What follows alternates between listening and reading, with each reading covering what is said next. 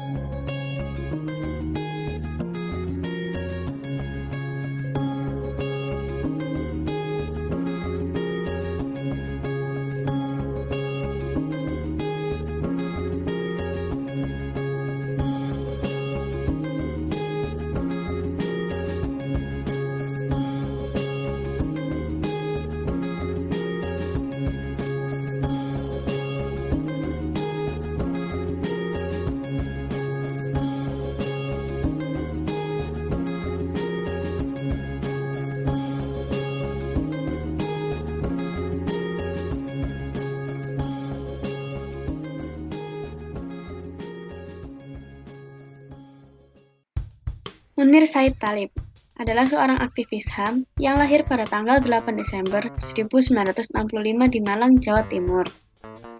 Sebagai pembela HAM, beliau merupakan orang yang memainkan peran penting dalam membongkar keterlibatan aparat keamanan dalam pelanggaran HAM di Aceh, Papua, dan Timor Leste. Ia juga merumuskan rekomendasi kepada pemerintah untuk membawa para pejabat tinggi yang terlibat ke pengadilan. Sebagai aktivis HAM terkemuka, Munir menerima banyak ancaman sebagai akibat dari kerja-kerja HAM yang dilakukannya. Pada Agustus 2003, sebuah bom meledak di pekarangan rumahnya di Jakarta. Lalu pada tahun 2002, kantor Kontras tempat Munir bekerja diserang oleh segerombolan orang tak dikenal yang menghancurkan perlengkapan kantor dan secara paksa merampas dokumen yang terkait dengan penyelidikan pelanggaran HAM yang tengah dilakukan oleh Kontras.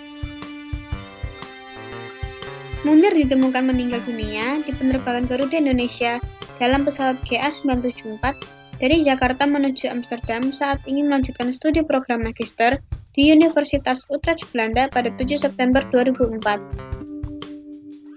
2 bulan setelah kematian Munir, kepolisian Belanda mengungkap bahwa Munir tewas akibat diracuni. Hal itu diketahui setelah senyawa arsenik ditemukan di dalam tubuhnya setelah otopsi dilakukan. Senyawa itu diketahui terdapat di dalam air seni, darah, dan jantung yang jumlahnya melebihi kandungan normal. Siapa sajakah yang terlibat dalam kasus pembunuhan Munir? Korban yaitu Munir. Munir merupakan seorang aktivis HAM. Tersangka ada 3, yaitu yang pertama ada Polikarpus. Polikarpus merupakan seorang pilot Garuda dan merencanakan sebuah pembunuhan terhadap Munir. Karena Polikarpus ingin menegakkan NKRI dan Munir telah banyak mengkritik pemerintah. Dan Polikarpus pun melakukan pemalsuan surat dari bosnya, sehingga Polikarpus dipenjara selama 14 tahun. Tersangka berikutnya ada Oedi Irianto dan Yeti Susmiarti. Mereka dituduh melakukan pembunuhan terhadap Munir, sebab saat itu Oedi bertugas sebagai menyiapkan minuman untuk pendiri Kontras. Minuman itu kemudian disuguhkan Yeti kepada Munir. Tetapi penasihat hukum pun membantah dan mengatakan bahwa kedua kliennya tidak mengenal Munir. Dan waktu pembunuhan terjadi, mereka hanya melakukan tugas rutin penerbangan. Sehingga mereka pun dipenjara selama 1 tahun dan tidak jadi divonis karena kurangnya kuatnya sebuah bukti. Kronologi singkat kasus kematian Munir. Pada tanggal 6 September 2004, Munir berangkat dari Jakarta menuju Amsterdam dengan pesawat GA974 untuk melanjutkan studi S2 Hukum.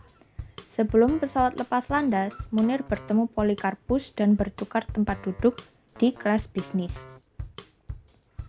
Setelah duduk, Yeti dan Udi selaku pramugari dan pramugara senior bertugas membagikan minuman kepada penumpang. Munir memilih jus jeruk. 15 menit setelah lepas landas, pramugari kembali membagikan makanan dan minuman. Munir memilih mie goreng dan jus jeruk. 1 jam 38 menit mengudara, pesawat transit di Bandara Changi, Singapura selama 45 menit. Munir menunggu di kafe, sedangkan Polikarpus dan kru pesawat menuju ke hotel. Usai menunggu, Munir kembali ke pesawat dan bertemu Dr. Tarmizi serta saling bercerita. Pesawat pun lepas landas. Awak pesawat berbeda dari sebelumnya. Pramugari menawarkan makanan, tetapi Munir meminta teh hangat.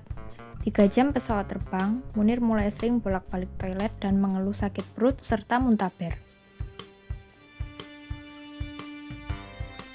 Tarmizi pun dipanggil dan melontarkan pertanyaan-pertanyaan seperti bagaimana kondisi tubuh, apa saja yang dikonsumsinya 3 hari terakhir kepada Munir.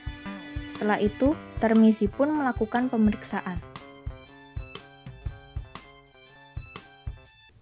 Jadi setelah Munir tanya-tanya, gimana kondisinya Munir? Gimana? Sehat atau enggak? Setelah itu, Munir pun diperiksa sama dokternya. Dan dia dianggap kekurangan cairan akibat dia muntaber. Setelah itu, Munir pun diambilkan obat oleh Tarmizi kayak Promak, gitu-gitu supaya dia tuh nggak bolak-balik ke toilet biar sakitnya tuh hilang. Ya tapi obatnya tuh kayak nggak manjur gitu guys. Kayak dia nggak ada bedanya sebelum dan sudah kasih obat. Akhirnya Tarmizi pun disuntikan obat anti muntah. Dan akhirnya Munir pun bisa tertidur selama 3 jam. Nah, setelah Munir bangun, dia itu langsung ke toilet. Tapi begitu tunggu, kok Munirnya nggak balik-balik sih? Akhirnya temannya itu ngecek di toilet dan dilihat Munir jatuh. Dan dia pun dibawa tuh ke tempat duduknya dan disuntikan yang sebelumnya, obat sebelumnya. Nah tapi obat suntikannya itu malah nggak berpengaruh. Nah tiba-tiba dan habis itu Munir pun disuruh tidur dengan selimut yang sangat hangat. Tarmizi pun juga ikut tidur karena udah capek kan ngurusin Munir. Apalagi perjalanan pesawat pasti kan pegel. Nah habis itu 2 jam sebelum mendarat, ini nih yang tegangnya. Tiba-tiba mulut Munir mengeluarkan air dan tangannya membiru, dan tadinya diperiksa berhenti. Innalillahi. Munir pun dinyatakan tewas di atas langit Rumania di umur yang ke-39 tahun. Kasian banget ya guys. Nah jadi setelah kejadian itu Munir pun dibawa pulang ke Indonesia dan diotopsi oleh pemerintah.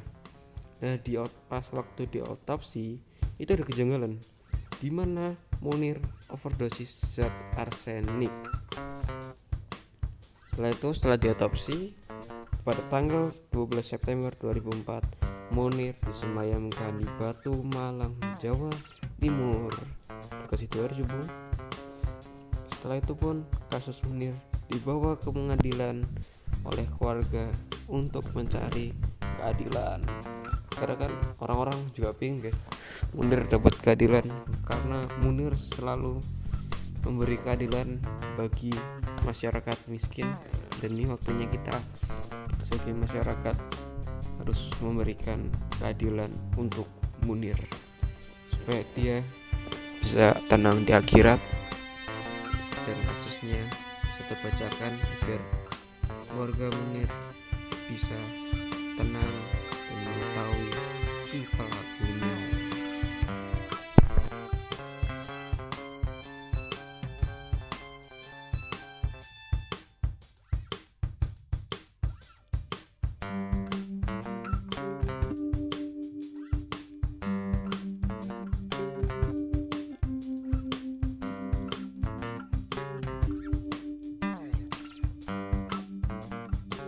Nah, ini fun fact setelah kita bahas tadi, katanya kasus Munir ini setelah diusut ada keterlibatan Badan Intelijen Negara.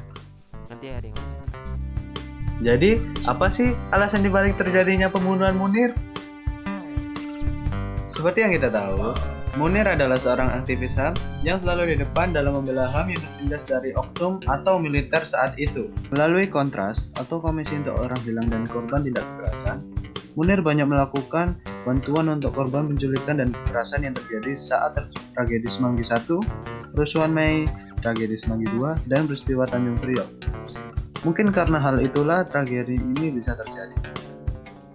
Dilansir dari tribunnews.com, Munir melakukan kritik sosial, komentar, tanggapan yang bernada negatif serta kegiatan lainnya yang dinilai oleh terdakwa maupun pihak tertentu telah sangat mengganggu dan menjadi halangan atau kendala bagi pelaksananya program pemerintah yang mengakibatkan adanya pihak termasuk terdakwa sendiri yang tidak dapat menerimanya. Pada artikel lainnya disebutkan bahwa kritik Munir di awal-awal munculnya RUU TNI membuat atau memicu demonstrasi di beberapa tempat. Dalam konteks itu, Munir dilihat sebagai ancaman. Munir dilihat sebagai musuh oleh pihak-pihak yang memiliki kepentingan terhadap kasus-kasus itu, katanya. Semua argumen tersebut merupakan sebuah dugaan atau belum pasti, karena bahkan sampai sekarang pemerintah belum mengetahui siapa dalang di balik kasus tersebut dan kenapa kasus tersebut bisa terjadi. Bagaimana alur pengungkapan kasus Munir? Pada 24 November 2004, Mabes Polri melakukan penyelidikan terhadap 8 kru pesawat. Pada 23 Desember 2004, Presiden SBY membentuk TPF atau Tim Pencari Fakta kasus meninggalnya Munir. 18 Maret 2005, Markas Besar Kepolisian RI menetapkan Polikarpus sebagai tersangka. Namun diyakini hingga kini bahwa Polikarpus hanya fasilitator atau eksekutor. Ada 3 hal yang membuat Polikarpus dijadikan tersangka kasus pembunuhan berencana Munir. Yang pertama, Polikarpus berinteraksi dengan Munir sebelum keberangkatan dari Bandara Changi ke Amsterdam. Yang kedua, tempat duduk yang diduduki oleh Munir sebenarnya kursi milik Polikarpus. Yang ketiga, status Polikarpus saat itu adalah cuti, namun ia memiliki surat tugas tertanggal 11 Agustus 2004 dan surat inilah yang melibatkan petinggi Garuda Indonesia yaitu Indra dan petinggi BIN Mukhdi. 14 Juni 2005, TPF menemukan 4 dokumen skenario pembunuhan Munir. 24 Juni 2005, TPF Munir menyerahkan laporan akhir hasil penyelidikan kepada Presiden Yudhoyono. Namun hingga saat ini dokumen tersebut belum pernah dipublikasikan. 9 Agustus 2005, Polikarpus didakwa melakukan pembunuhan berencana. Motif Polikarpus dalam membunuh Munir adalah demi menegakkan NKRI, karena Munir banyak mengkritik pemerintah. 17 November 2005, Mukhdi bersaksi di persidangan dan beliau menyangkal jikalau beliau mengenal Polikarpus. Namun sebenarnya ada rekaman telepon sebanyak 27 kali antara Polikarpus dengan Mukhdi yang tidak pernah dibawa ke pengadilan. Dan soal hubungan melalui telepon genggam tersebut, Mukhdi berkata telepon genggamnya bisa dipinjamkan kepada siapa saja. 1 Desember 2005, Jaksa Penuntut Umum menuntut hukuman penjara seumur hidup untuk Polikarpus. 12 Desember 2005, Pengadilan Negeri Jakarta Pusat menjatuhi hukuman 14 tahun penjara kepada Polikarpus. Ia dinyatakan terbukti melakukan pembunuhan berencana terhadap Munir dengan cara memasukkan racun arsenik ke dalam mie goreng yang disantap Munir saat penerbangan menuju Singapura. 27 Maret 2006, Pengadilan Tinggi DKI Jakarta menguatkan putusan Pengadilan Negeri Jakarta Pusat dengan tetap menghukum 14 tahun penjara. Namun, hal ini ternyata berbeda halnya dengan Mahkamah Agung. 3 Oktober 2006, Mahkamah Agung mengeluarkan putusan kasasi yang menyatakan Polikarpus tidak terbukti melakukan tindakan pembunuhan berencana terhadap Munir. Polikarpus hanya terbukti bersalah menggunakan surat dokumen palsu untuk perjalanan. Polikarpus lantas hanya divonis 2 tahun penjara.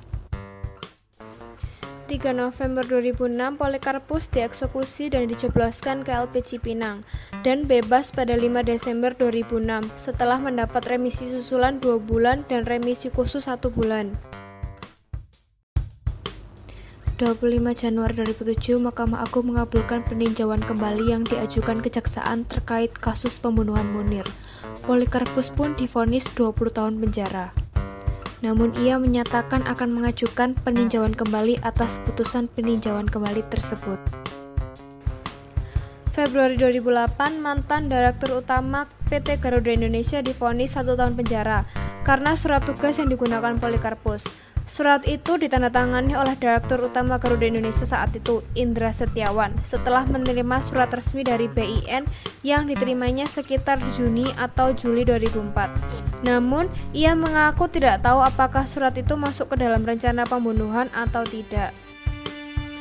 19 Juni 2008, Mukhdi ditetapkan sebagai tersangka kasus pembunuhan Munir. Mukhdi pun diketahui menyerahkan diri sebelum diperiksa dan bersikap kooperatif. 11 Agustus 2008, Mukhdi diserahkan ke Kejaksaan Agung. 31 Desember 2008, Majelis Hakim Pengadilan Negeri Jakarta Selatan memvonis Mukhdi bebas murni dari segala dakwaan. 28 Januari 2010, MA menghukum Garuda dengan mewajibkan memberikan ganti rugi kepada Suciwati lebih dari 3 miliar. 2 Oktober 2013, Polikarpus mengajukan PK dan MA mengabulkannya dengan mengurangi masa hukuman penjara Polikarpus dari 20 tahun menjadi 14 tahun. 28 November 2014, Polikarpus menerima pembebasan bersyarat dari Kemenkumham setelah menjalani 8 tahun dari 14 tahun masa hukumannya. Pada tanggal 28 November 2014, Polikarpus dinyatakan bebas bersyarat berdasarkan surat keputusan pembebasan bersyarat yang ditetapkan oleh Kementerian Hukum dan HAM sejak 13 November 2014. Lalu pada bulan Februari hingga April 2016, Kontras Suciwati selaku istri dari Munir dan LBH Jakarta mendaftarkan permohonan penyelesaian sengketa informasi publik atas dokumen TPF Munir di Komisi Informasi Pusat. Pada tanggal 22 September 2016, Presiden Joko Widodo membahas serta berjanji untuk menyelesaikan kasus pelanggaran HAM berat pembunuhan Munir ini. Pada tanggal 10 Oktober 2016, KIP mengabulkan gugatan atau permohonan kontras Suciwati dan LBH Jakarta terkait dengan pempublikasian dokumen TPF Munir. Lalu pada tanggal 12 Oktober 2016, Presiden Joko Widodo memerintahkan Jaksa Agung mencari laporan terakhir TPF Munir. Setelah itu pada tanggal 26 Oktober 2016, Susilo Bambang Yudhoyono melalui mantan Menteri Sekretaris Negara era kepemimpinannya mengaku telah menyerahkan salinan dokumen TPF kepada pemerintahan Jokowi, namun istana merespon bahwa tidak memiliki dokumennya. Pada tanggal 27 Februari 2017, Kontras mendaftarkan kasasi KIP Munir ke Mahkamah Agung sebagai bentuk upaya hukum lanjutan setelah Majelis Hakim PT UN Jakarta menyatakan bahwa dokumen TPF Munir bukanlah informasi publik. Lalu 6 bulan setelah Kontras mengajukan permohonan, tepat pada tanggal 10 Agustus 2017, Mahkamah Agung menolak permohonan kasasi yang diajukan oleh Kontras. Pada tanggal 26 April 2018, Suciwati selaku istri Munir bersama kelompok pegiat HAM lainnya mengirim surat terbuka kepada Presiden Joko Widodo yang berisikan desakan kepada Jokowi untuk mengungkapkan keberadaan dokumen laporan hasil penyelidikan tim pencarian fakta kasus meninggalnya Munir. Lalu pada tanggal 29 Agustus 2018, Polikarpus telah dinyatakan bebas murni dan ia menyatakan bahwa ia siap membuka kembali kasus kematian sang aktivis HAM yaitu Munir. Setelah itu pada tanggal 5 November 2019, Suciwati dengan resmi melaporkan Sekretariat Negara ke Ombudsman atas dugaan maladministrasi karena dianggap telah menghilangkan dokumen tim pencarian fakta pembunuhan Munir. Lalu pada tanggal 17 Oktober 2020, Polikarpus dikabarkan telah meninggal dunia akibat infeksi COVID-19.